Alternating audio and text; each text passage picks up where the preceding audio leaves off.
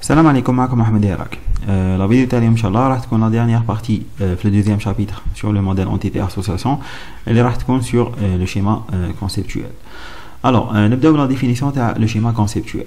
Un schéma conceptuel entité association est un ensemble de descriptions de types d'entités et de types d'associations avec leurs attributs bien sûr et les liens de généralisation entre types d'entités et des contraintes d'intégrité si associées. Donc le schéma conceptuel entité association bien sûr هو un ensemble يعني مجموعة من les descriptions تاع les types entités les entités et les types associations مع les attributs تاعهم bien sûr donc les attributs تاع les types entités et les attributs تاع les types associations et les liens de généralisation entre les types d'entités donc la généralisation pardon entre les types entités mais les contraintes d'intégrité associées les types associations les types entités bien sûr.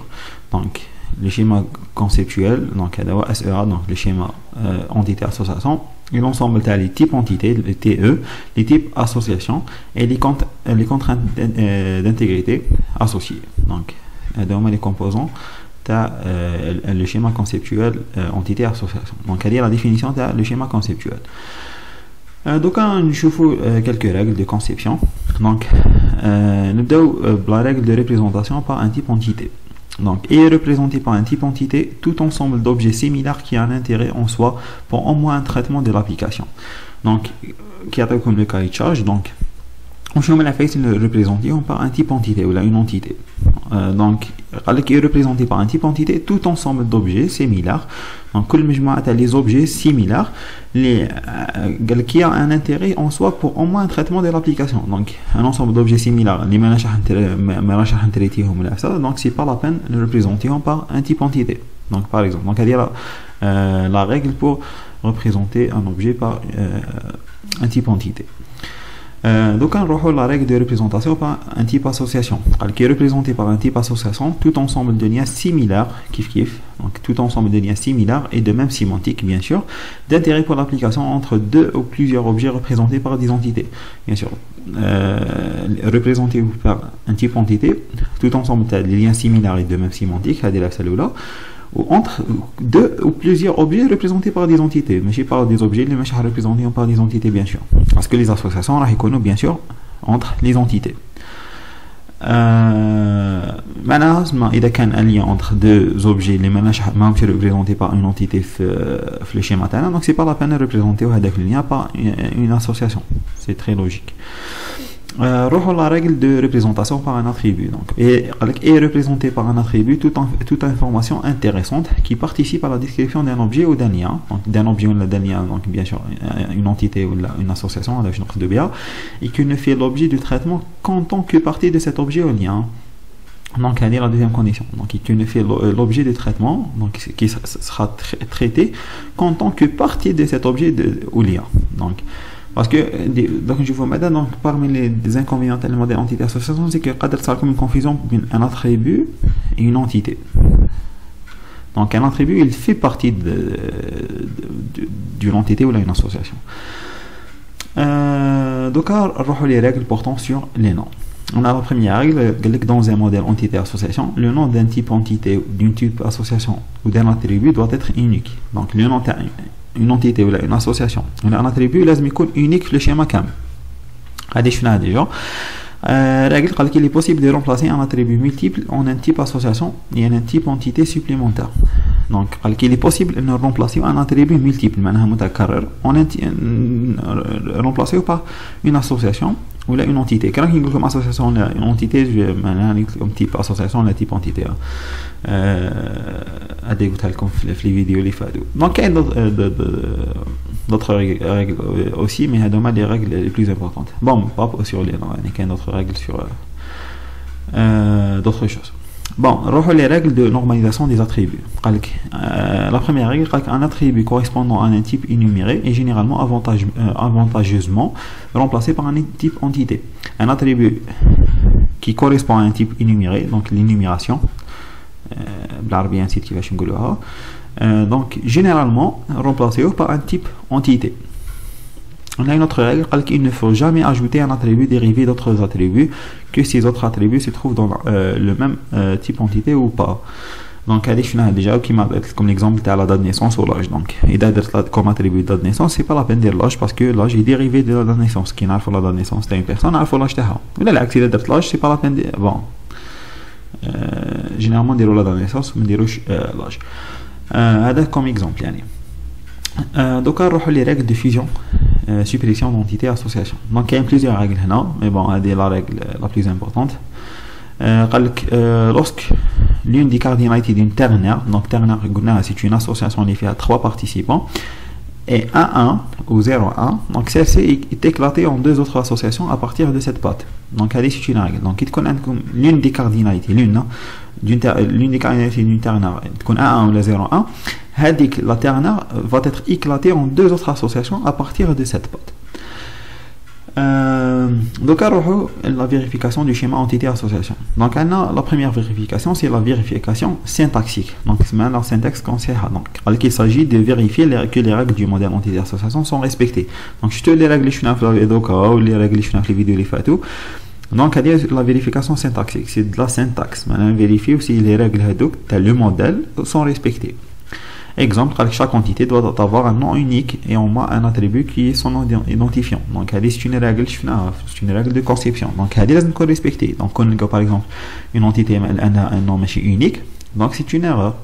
Ou là, on a un identifiant. On a son attribut. Donc, il y a quand même des règles. Les concepts de base et tout, les concepts supplémentaires.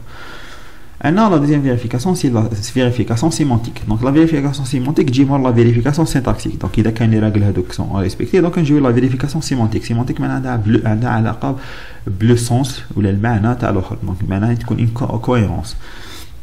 On a 3 méthodes normalement. Donc, la première méthode, c'est par jeu d'essai. Le concepteur, le modèle, vérifie grâce à une mini base de données que le diagramme permet effectivement de stocker les informations nécessaires à l'entreprise. Donc, il y a une mini base de données. Et il vérifie donc par un jeu d'essai si le diagramme ou le schéma il est cohérent, correct. La deuxième méthode c'est par la complétude par rapport au traitement. Le concepteur vérifie que le diagramme contient tous les types d'informations nécessaires à l'exécution des traitements prévus. La troisième méthode c'est par les utilisateurs. Le concepteur présente le diagramme accompagné des définitions aux personnes qui utiliseront la base de données et vérifie que les informations contenues correspondent bien aux besoins. Donc le concepteur présente le diagramme avec les définitions bien sûr. Les personnes vont utiliser la base de données. Il vérifie les informations contenues correspondent que les informations contenues correspondent bien aux besoins. Donc je vois est-ce que satisfait les besoins des utilisateurs le schéma bien sûr à la base de données. Donc on va la description d'un schéma entité-association. C'est un schéma entité-association. Je suis déjà qui fait donc des entités associations, les diagrammes et tout, plus un rapport de conception. Donc, il est accompagné par un rapport de conception qui doit contenir toutes les informations nécessaires au développement de la base de données et des applications qui vont l'interroger. Donc, donc une en-tête. Le schéma TAO bien sûr, le schéma conceptuel. Donc, on fait une en-tête. L'en-tête a décrit le titre, bien sûr, la description, via la date de création, la date de mise à jour, la version, le concepteur ou les concepteurs et le propriétaire. On va déjà le corps. Donc le corps fait les descriptions t'as les types entités, les descriptions t'as les types associations. Donc la description t'as un type entité donc via le nom t'as le type association, le nom ou des du ou des types entités. Pardon, je parle du type entité, pas de type association. Donc nom du ou des type entité sur type de ce type entité si l'on existe, une définition libre ou un commentaire précisant la sémantique du type entité, la description des attributs du type entité, donc les attributs TAO, la composition des identifiants du type entité, donc l'identifiant TAO, donc il est composé d'un seul attribut, il a plusieurs attributs, et les contraintes d'intégrité propres au type entité. Donc هذا كامل هيكون في la description de chaque type entité. Donc chaque entité, donc type entité, donc هذوما كامل راح يكونوا فيها. روح على la description تاع un type association. Donc راح يكون فيها le nom تاع le type association. une définition libre, un commentaire précisant la sémantique du type association qui m'a fait le nom des types entités participant au type association avec le nom du rôle les associants au type association. Donc le nom des entités les participants à l'association mais le rôle de chaque pour chaque rôle la cardinalité, la description des attributs du type association s'il en existe, et donc il y a des attributs parce que généralement l'association mais coche les attributs, la composition des identifiants du type entité, les identifiants les entités participantes à cette association et les contraintes d'intégrité propres au type association. Donc, la description d'un attribut. Donc, il confie le nom de l'attribut, la définition libre de sa sémantique, le domaine de valeur théo et les contraintes applicables. Donc, la description, ce qui va contenir, le contenu à chaque description, type entité, type association et les attributs. Donc pour conclure, donc on va faire une petite conclusion. Donc nous devons limiter le modèle entité-association. Le modèle entité-association est un modèle de données qui ne prend pas en compte l'aspect dynamique des données. Donc la limite, donc il ne prend pas en compte l'aspect dynamique des données. Donc les données finalement qu'on a dynamiques, les modalités de déclenchement d'une opération ainsi que la façon dont la modification est réalisée. Donc les limites le modèle entité-association. Les inconvénients, donc le premier inconvénient, c'est que le concepteur éprouve des difficultés à faire des choix, alors qu'il y a souvent des ambiguïtés entre entités et attributs qui montrent qu'on là, ce qui pousse parfois à devoir créer des types entités artificiels. Donc, créer des types entités, les membres des types entités. Donc, il manque un support formel pour contrôler la qualité du schéma. Donc, mais quand j'ai un support formel qui peut contrôler la qualité du schéma. Donc, il y a des règles finalement, mais quand j'ai un support formel, par exemple. Mais un des avantages, bien sûr, donc le premier avantage, c'est que c'est une approche naturelle. On a la simplicité du support graphique, donc le schéma, donc il est très simple à faire. On a un outil de communication efficace. On a des utilisateurs finaux, la communication entre les utilisateurs finaux, les partenaires du processus de conception ou des informaticiens responsables de la mise en œuvre technique.